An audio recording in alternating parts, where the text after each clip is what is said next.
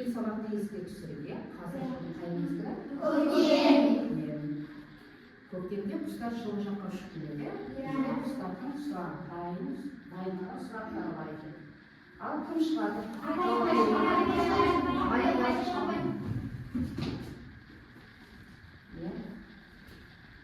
Бәріміз қалаймыз. Қандай тақырыптар оқыдың? Негізгі және құнды сын есім. Жақсы, дұрыс. Кім шығады? Айбек.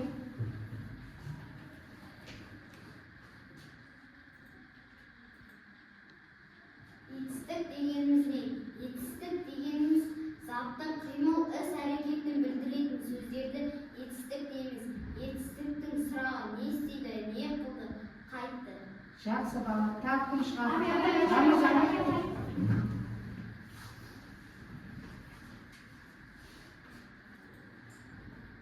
Ұғымды және ұғымсыз етістік жайлы айт. Ұғымды етістік дегеніміз істің қазір болғанын білдіреді, ал ұғымсыз етістік дегеніміз істің болмағанын білдіреді. Ұғымсыз етістікке ма, ме, па, пе, бе жұрнақтары жалғану арқылы жасалады. Жақсы. Раяна шықшы.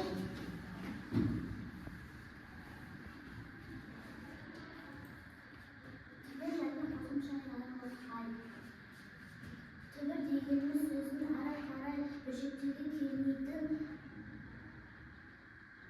бөлігін сөздің түбірі дейміз. Қосымша түбірге жалғанатын сөз бөлігі. Жақсы. Тағы сол сұрақтан жауап беріп Айша.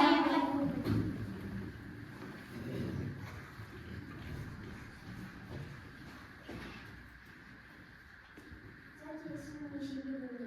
Зат есім екіге бөлінеді. Негізгі және туынды зат есім. Жақсы. Жақсы балалар. Ал балалар енді алдымызға қараймыз, иә? Балалар, сөз тақтарын айтып жіберейікші, сөз тақтарын. Сан есім, етістік. Енді балалар мына сұраққа жауап беріңдерші. Бұл сөз табы заттың санын білдіреді. Сан есім. Иә, бүгінгі балалар жаңа тақырыбымыз Сан есім. Енді біздің жаңа сабағымыздың тақырыбы сан есім. Сабағымыздың мақсаты тыңдалған материал бойынша тірек сөздерді белгілеу, ашық және жабық сұрақтарға жауап беру, жіберілген пунктуациялық, орфографиялық, грамматикалық және стилистикалық қателерді мұғалімнің көмегімен тауып түзету. Және балалар, біздің қолымызда бағалау парақшасы бар, білім тамшысы. Осы білім тамшысына тапсырманы орындаған сайын дискриптор бойынша бағалаймыз, белгі қойып отырамыз, жауап берсек. Бағана біздің бірінші кітабын сұрағын жауап берген балалар бір тамшыны белгілеп отырыңдар. Жақсы. Ал енді балалар белгіледік па? Бағананың сұрағына жауап берген. Енді балалар тақтаға қараймыз. Бейнероликті көріп алайық балалар.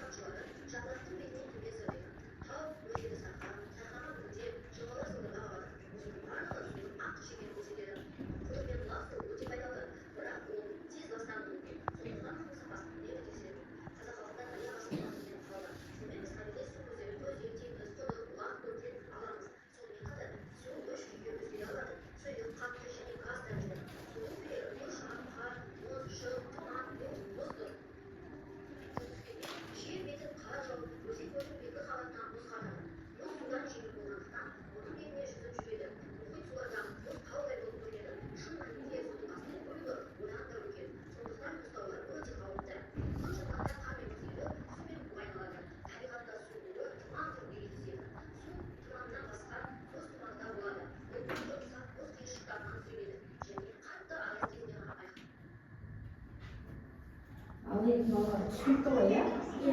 Су тіршіліктің көзі екен. Онсыз ата баласының өмір сүруі мүмкін емес. Әлемнің жартысы бөлігі су қоршап тұрған. Сусыз тіршілік жоқ, иә? Енді бала қараңызшы оқуымыздағы мәтінді тыңдадым. 78-ші беттегі 21-ші мәтінді тыңдап. Бала мәтінді тыңдаймыз, иә? Ал қараймыз кітапта. Күн төбеңді тезердей шақырайып қалды. Асан үйінен шығып, малды ауылдағы атасын беттеді. Демалыс кезінде атасына барып сәлем бермекші. Орта жолға жетпей-ақ шөлдей бастады. Бекер қуырдақ жеген екенмін деп ойлап келеді. Әбден шөл қысқанда ерні кезері тамсанып қояды. Шіркін, бір ұлттан су болса ғой. Кенет ойына жолда кездесетін бұлақ түсті. Жалғыз аяқ жолмен соған қарай бұрылды. Міне, аңсаған бұлаққа да жетті. Қолын жуып жіберіп, уыстап іше бастады. Тап-таза, мөп-мөлдір, су ерекше тәтті сияқты көрінді. Шөлдегенде ішкен судың дәмділігіне ештеңе жетпес. Неткен рахат. Балалар, дискриптор бойынша мәтінді тыңдады. Мәтінді тыңдайсыңдар ба, сұрақтарға жауап беріңіздер ба, тірек сөздерді қатарын тауып жазамыз бір ба. Сонда 3 балл, иә? Енді олар түсінді ғой, сұраққа жауап беріңдерші. Асан қайда бармақшы болды?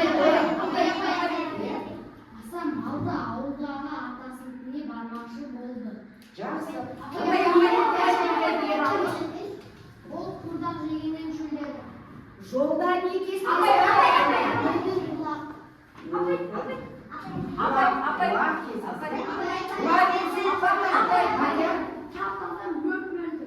Жақсы. Бұлақтың суын еріктен ерекше болып Иә? Иә? Көмектесші. Айша.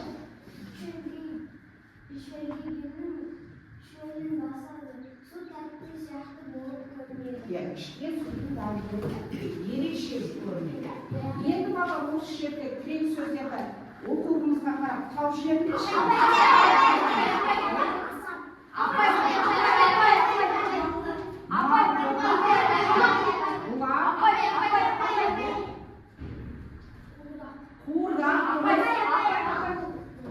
Дұрыс. Сәлем бермеші. Енді дәптерімізді ашамыз, иә? Бүгінгі күнді жазамыз. Сәуірді сынып жұмысы 21-ші жаттығу тірек сөздерді жазып алыңдар.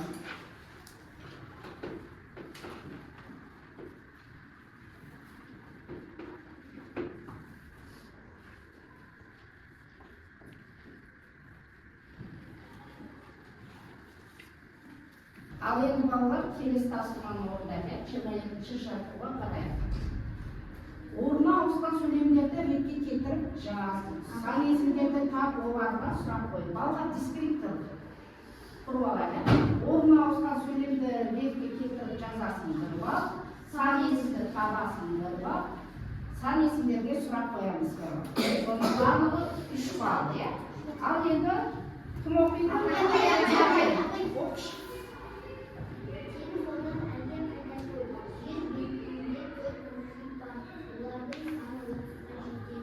Иә, бірінші сөйлемді қайсысын жазамыз? Жақсы, жазамыз. Бәріміз жазамыз дәптерімізді. 22-ші жаттығу. Азат жолда бастаймыз.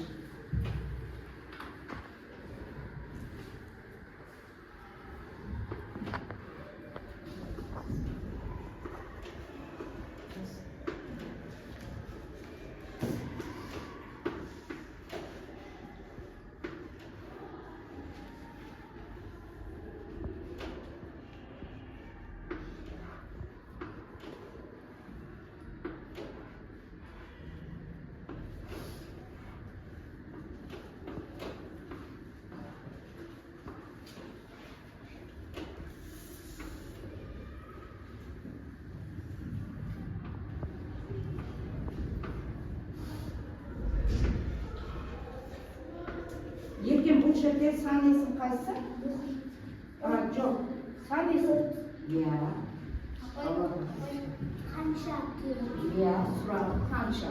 Төрт, дұрыс, жақсы оқыдың. Балалар, топпен жұмыс жасаймыз, иә? Бірінші қатар мен екінші қатардың жартысы, бірінші топ, екінші қатар мен үшінші қатар бір топ, иә? Екінші қатардың жартысы. Енді балалар дискрипторға қараймыз. Сөздердің ішіне сан есім барлық сөздерді тауып, астын сызсаң 2 балл, сан есімді қолдана отырып, мәтін құрастырасыңдар 2 балл. Түсінікті ма балалар?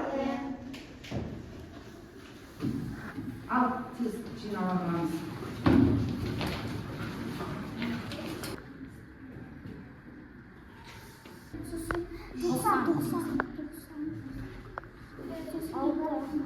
Мендегі сөздердің ішіне сан есімді тауып астын сыз. Кекілік, жетік, күшік, желтоқсан, 6 бақан. Иә. 2, 7, 90, 6, 3. Қандай сұрақ қойылады? Қанша, неше? Дұрыс. Қанша, неше? Дұрыс. Жақсы балалар. Білім тамшысына 2 балықтарыңды қойыңдар, балалар. Белгілеп отырыңдар. Ал екінші топ болдық па? Шығамыз.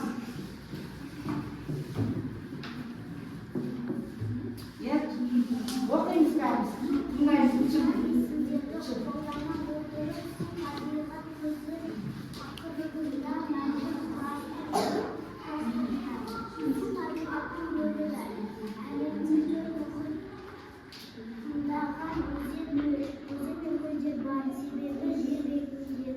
Барлық тіршілік көзіне су қажет. Мысалы, әлемдегі 2 миллиардтан астам суға тәуелді.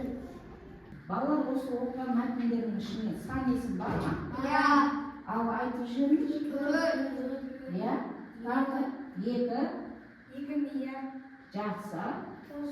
9. Сұрақ қойыңызшы. Қанша? Қанша? Иә, қанша деген сұрақ қойылады. Жақсы, отырыңдар. 2 балды білім тамшысына белгілеп қойыңдар, иә балалар? Ал енді балалар, жаңа сабақ түсінікті болды ғой, иә? Иә. Енді балалар, қолыңыздағы білім тамшысындағы балыңызды белгі, қанша белгі боядық, соны салып жіберіңдерші. Иә, Маника? 9. 9, жақсы.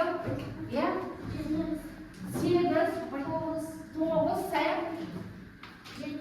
7, жақсы. 9, жақсы. Балалар бүгінгі сабақ түсінікті болды ма? Иә. Ал енді балалар кербеп байланыс берейін. Тыныс белгі әдіс арқылы, иә? Егер сұрақтарың бар болса, сұрақ белгісін қоямыз. Сұрағымыз жоқ, сабақ толық түсінікті десе, леп белгісін қоямыз. Көрсетеміз. Жақсы балалар. Бүгінгі сабақ түсінікті ма? Иә.